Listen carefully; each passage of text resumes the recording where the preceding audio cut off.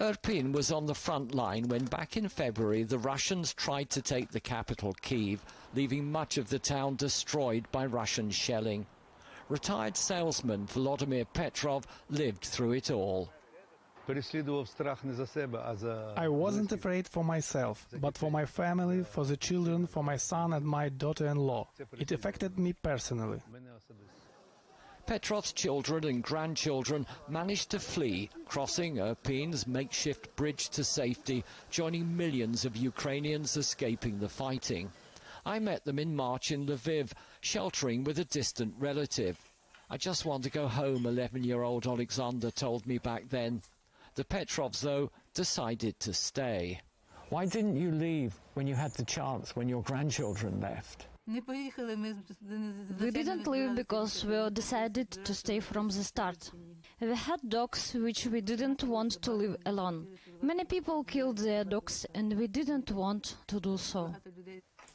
Once the shelling started, the extended family took shelter in the basement. For 2 months we stayed in the basement. To keep warm, I had to boil water to put bottles between our legs so that we could sleep until morning and wake up to find ourselves alive. It was very hard in the basement. It was very cold in there. There was no water, no lights, no gas, no nothing. We were there with the candles and flashlights.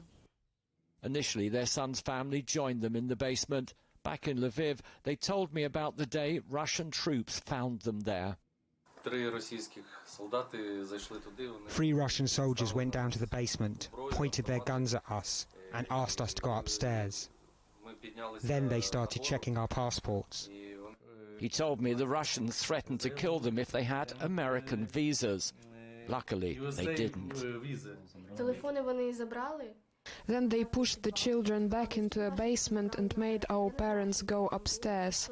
I didn't know what would happen to my mom and dad. This was when I was really terrified. It was their granddaughter Stefania's 14th birthday the day we visited, and they could only wish her greetings from afar.